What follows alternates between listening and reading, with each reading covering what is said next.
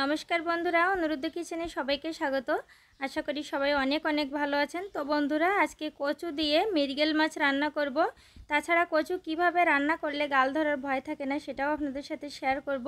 তো অবশ্যই পুরো রেসিপিটা দেখবেন, আশা করি খুবই ভালো লাগবে। বন্ধুরা, কচু দিয়ে মাছ রান্নার জন্য এই যে কচুগুলো একটু গোটা গোটা পিস করে কেটে নিয়েছি। আজকে কচু দিয়ে আমি রান্না করব মৃগেল মাছ। তো আজকে মাছটা কিন্তু বেশ বড়, আর মাছটা যেহেতু অনেক বড় তাই মাছের পেটি আলাদা করে বের করে নিয়েছি। তো মাছ প্রথমে ভেজে নেব, আর মাছ ভাজার জন্য মাছে হলুদ আর লবণ মাখিয়ে নেব। দিয়ে দেব হলুদ গুঁড়ো, লবণ। হলুদ আর লবণটা মাছের গায়ে খুব ভালোভাবে মাখিয়ে নেব। মাছ ভাজার জন্য চুলায় কড়াই বসিয়ে দিয়েছি, কড়াইতে তেল দিয়ে দেব।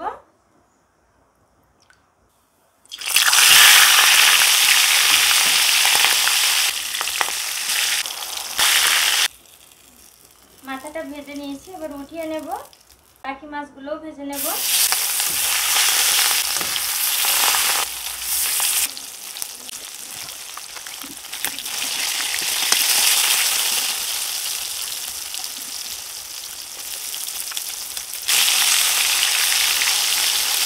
মাছগুলো ভাজা হয়ে গেছে, এবার উঠিয়ে নেব। মাছ ভাজা দেখতেও কিন্তু বেশ লাগছে। কড়াইতে এই যে সামান্য পরিমাণে তেল আছে, এই তেলেই আমি কচুটা দিয়ে দেব। দিয়ে দেব হলুদ, লবণ,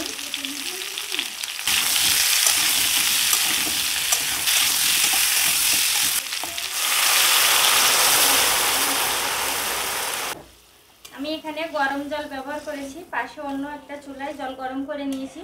চেষ্টা করবেন কচুতে একটু গরম জল ব্যবহার করার, তাহলে কচুতে গাল ধরার কোনো ভয় থাকবে না।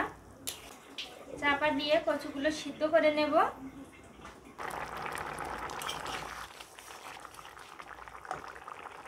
এই যে বন্ধুরা, কচুগুলো খুব ভালো মতো সিদ্ধ হয়ে গেছে। এবার চুলাটা অফ করে দেব। এবার এই কচুগুলো জল থেকে উঠিয়ে নেব।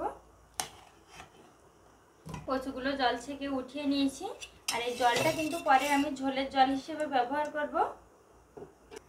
কচুর তরকারিটা চেষ্টা করবেন একবারে তেল না দিয়ে পরে তেল দেওয়ার, তাতে খেতে খুবই ভালো লাগে। আগে যেহেতু তেল দিয়ে কচুটা ভাজা ছিল, তাই এবার অল্প পরিমাণে তেল দিলাম। দিয়ে দেব শুকনা ঝাল, গোটা জিরা, পেঁয়াজ রসুন কুচি, ভেজে নেব। দিয়ে দেবো আদা বাটা, আর কচুর তরকারিতে আদা বাটাটা দেওয়ার অবশ্যই চেষ্টা করবেন। আর দিয়ে দেবো জিরা বাটা। আমি এখানে কিন্তু খুবই অল্প পরিমাণে মশলা ব্যবহার করেছি।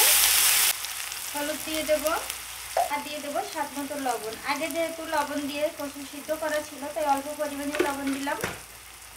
এবার সিদ্ধ করে রাখা কচু দিয়ে দেব।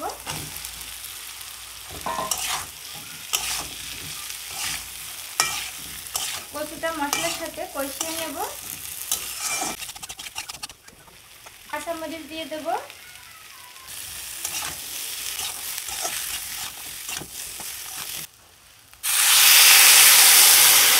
কচু সিদ্ধ করে রাখা যে জলটা ছিল এটাও দিয়ে দেব। কচুতে ঝোলের জন্য অবশ্যই কিন্তু গরম জল ব্যবহার করবেন, তা না হলে কচুতে একটু গাল ধরার ভয় থেকে যায়। এই যে তরকারি ফুটতে শুরু করেছে। জানি না ক্যামেরায় তরকারির কালারটা কেমন দেখাচ্ছে, তবে খুবই সুন্দর একটা কালার এসেছে।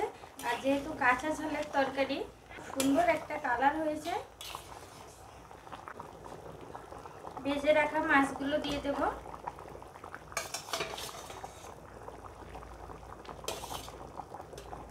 কচু যেহেতু আগে থেকে সিদ্ধ করা, আর এই তরকারি ফুটে ওঠা মাত্রই মাছগুলো দিয়ে দিলাম, যাতে তরকারিটা বেশ মজে আসে।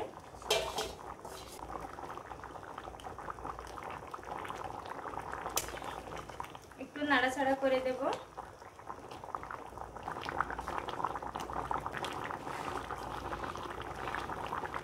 দিয়ে দেব খুবই সামান্য পরিমাণে একটু ধনিয়া বাটা, আর এর সাথে কয়েকটা গোলমরিচ একসাথে বেটে নিয়েছি।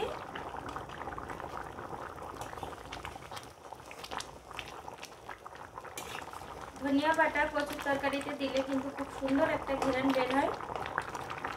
একটু এভাবে খুন্তির সাহায্যে কয়েক পিস কচু গলিয়ে দেবো। আপনারা চাইলে কিন্তু কচু উঠিয়ে কিছুটা গলিয়ে দিতে পারেন।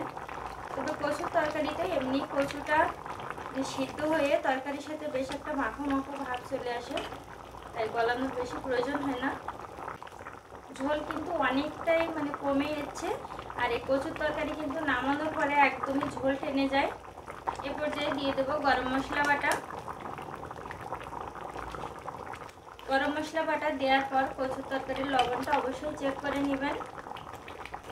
কচুর তরকারি আমি কিন্তু এরকম একটু ঝোল রেখেই নামিয়ে নেব। দেখে মনে হচ্ছে বেশ অনেকটা ঝোল, কিন্তু এই ঝোল কিন্তু একদমই টেনে যাবে, কারণ কিছু কিছু তরকারি আছে যেমন কচু, বিচি কলা, এই ধরনের তরকারিতে একদমই ঝোল টেনে যায়। এরকম পর্যায়ে চুলাটা অফ করে দেব।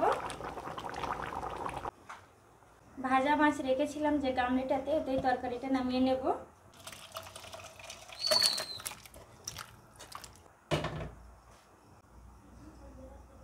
তো এই যে বন্ধুরা, মাছ দিয়ে কচুর তরকারি তো একদম রেডি হয়ে গেল। আর এভাবে কচু রান্না করলে কিন্তু খেতে দারুণ মজা লাগে। আপনার বাড়িতে অবশ্যই একবার এভাবে অল্প মশলায় কচু যে কোনো মাছ দিয়ে রান্না করে খেয়ে দেখবেন, খেতে কিন্তু দুর্দান্ত স্বাদ হয়।